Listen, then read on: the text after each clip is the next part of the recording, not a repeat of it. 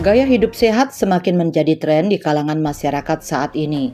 Banyak orang yang mulai menyadari pentingnya menjaga kesehatan dan memilih pola hidup yang lebih sehat. Salah satunya adalah mengkonsumsi beras organik. Beras organik adalah jenis makanan yang diproduksi dengan menggunakan pertanian organik tanpa penggunaan pestisida, pupuk kimia, dan bahan sintetis lainnya dengan mengkonsumsi beras organik.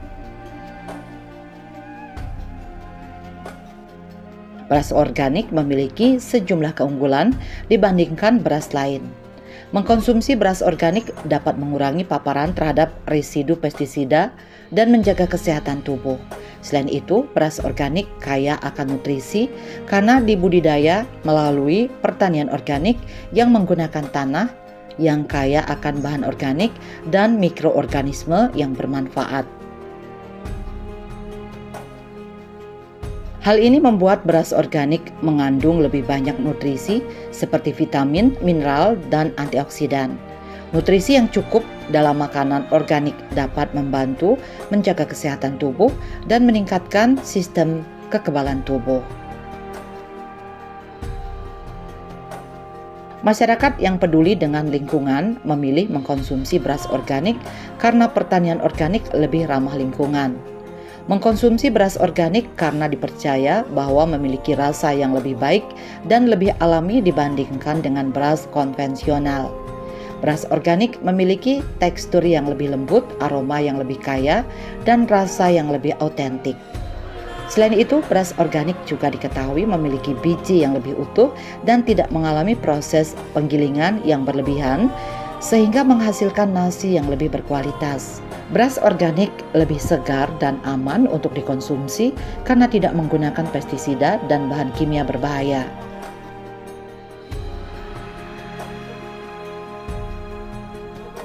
Dengan manfaat kesehatan dan lingkungan yang ditawarkan, banyak orang yang memilih untuk mengkonsumsi beras organik sebagai bagian dari gaya hidup sehat dan ramah lingkungan.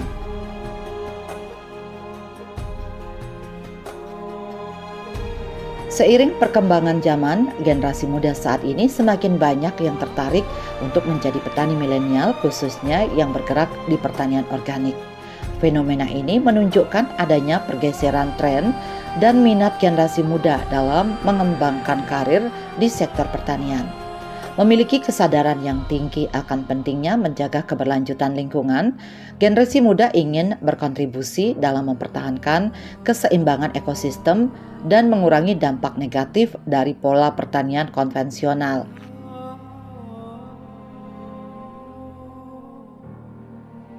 Selain itu, petani milenial melihat pertanian sebagai cara untuk meningkatkan kualitas hidup, terutama dari segi makanan yang dihasilkan melalui pertanian organik.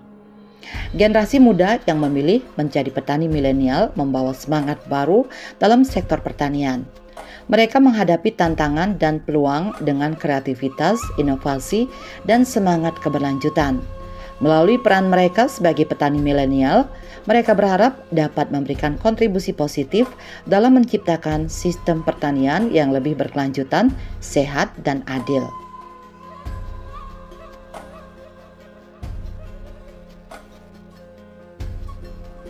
Salah satu pertanian organik yang digarap oleh petani milenial asal Banjardinas Sigaran, Desa Jeku, Kecamatan Penebel, Kabupaten Tabanan, IGD Bagus Andika Pratama, menggarap pertanian organik di area sawah seluas 30 are.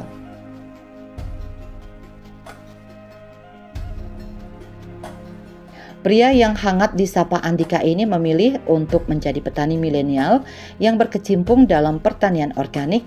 Sejak dulu sudah berkecimpung di pertanian konvensional bersama orang tua. Andika terinspirasi oleh salah satu petani organik asal Munduk Andong Tabanan yang telah berhasil membuat terobosan terbaru dalam dunia pertanian. Menurut Andika, dengan berkecimpung di pertanian organik, mampu mencegah terjadinya kerusakan alam akibat pertanian konvensional yang dimana masih menggunakan bahan kimia seperti pestisida, sehingga dengan adanya pertanian organik dapat mengurangi pemakaian bahan kimia, dapat mengurangi residu sehingga menjadikan tanah kembali subur. Dari segi pembiayaan, Andika mengatakan penggunaan bahan organik sekitar lingkungan seperti pupuk mol, pestisida nabati yang terbuat dari daun sirih, fungisida yang terbuat dari buah maja dan lengkuas, ekoenzim, dan biourin jauh lebih efektif dalam jangka lama yang akan berefek pada kesuburan tanah.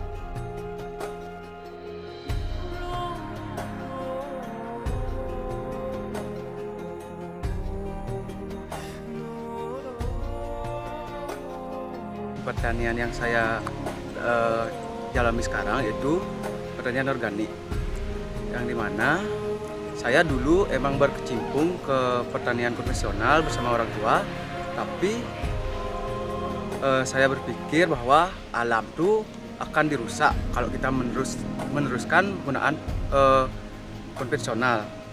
Maka dari itu saya bersama orang tua ingin berbenah mulai sekarang, cintailah alam. Dari penggunaan pupuk organik kita juga dapat mengurangi residu yang terdapat pada lingkungan. Tanah juga akan kembali subur dan mikroba-mikroba di tanah akan kembali ada. Nah, dan saya juga terinspirasi dari pertanian organik ini dari salah satu petani yang ada di Mundu Andong, yaitu di Batu Riti, yang bernama Bapak Kedek Melon. Beliau adalah salah satu praktisi petani yang sudah benar-benar berhasil membuat terobosan-terobosan baru dalam pertanian organik ini. Dan berkat beliau juga saya bisa dituntun dari awal sampai sekarang ini. Yang menginspirasi saya untuk berani ini adalah dari biaya sih, terutama dari penggunaan bahan-bahan organik yang ada di sekitar lingkungan. Contohnya seperti kelapa, kita bisa gunakan airnya sebagai pupuk. Ada juga daun gamal di sini, daun kelor, kita bisa aplikasikan juga untuk campuran pupuk. Dan dari segi waktu efektif juga nih untuk pemakaian organik. Jangka lama tanah akan kembali subur, bedalah dengan penggunaan pupuk sintetis.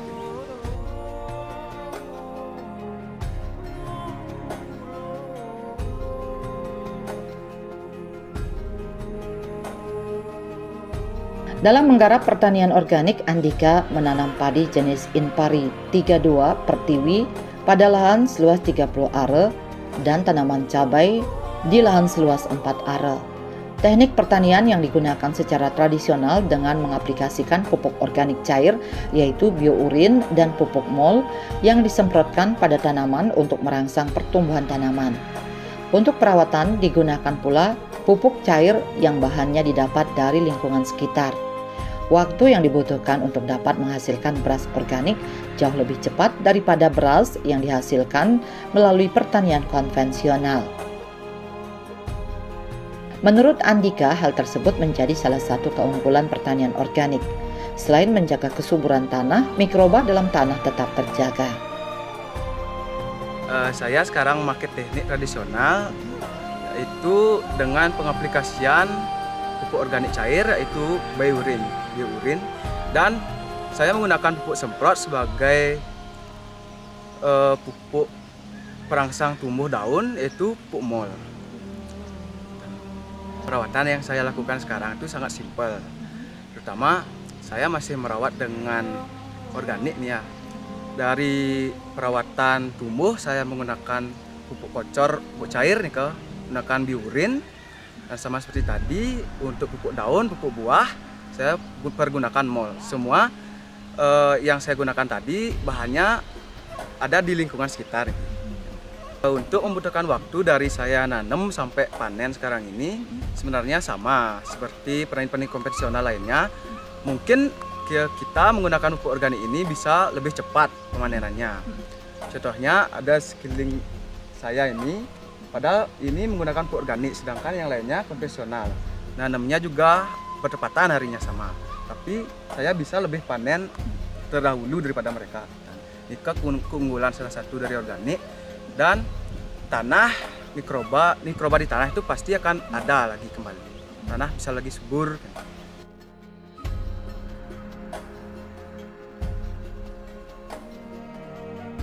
Sejumlah tantangan dihadapi saat menjalankan pertanian organik ini. Tantangan yang paling sering dihadapi oleh petani organik adalah faktor cuaca. Andika mengatakan perubahan iklim dan cuaca sangat berpengaruh dalam proses pertanian organik, terutama dalam mengaplikasikan pupuk cair yang dinilai tidak dapat berjalan maksimal jika dilakukan pada musim hujan. Sebagai salah satu praktisi pertanian organik paling muda di Desa Sigaran, Andika menilai dari segi biaya relatif lebih efektif daripada pertanian konvensional.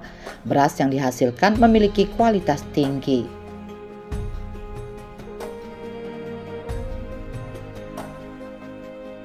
Mungkin semua petani mengalami hal tersebut. Pantangannya cuma ada di cuaca sekarang. Sama seperti sekarang cuaca tidak menentu. Mungkin lagi hujan gitu kan. Permasalahan yang tiang alami di saat saya ngocor kan ngocor biurin. Nanti cuaca jelek hujan, bisa aja pupuknya hanyut gitu kan. Saat nyemprot juga hujan, pastilah hanyut pupuknya. Pengendalian hama niki tiang tidak menggunakan racun sama sekali. Tidak ada sistemnya membunuh di sini. Saya biarkan hama di sini datang seperti ulat dan lainnya tuh datang, tapi saya menanggulangi. Sama contohnya apa yang tidak disukai dimakan sama ulat, contohnya kita pakai rendaman tembakau kan. Jangka lama tuh ulat pasti akan sedikit demi sedikit tidak nafsu makan gitu. Untuk pemasaran niki saya sekarang memang masih menerapkan niki ke pasar tradisional.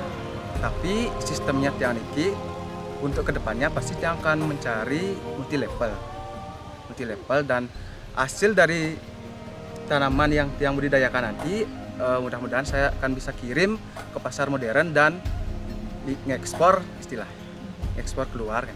Respon masyarakat sih baik biasanya, dari warga petani sekitar juga banyak yang ingin tahu, ingin menekuni, juga ingin belajar tentang petani ini, karena di Subak ini saya salah satu praktisi organik yang paling muda lah istilahnya. Makanya banyak peminat orang-orang sekitar yang ingin belajar di saya. Nah, dari segi biaya dan yang lain juga sangat efektif gitu untuk ditiru ke depannya.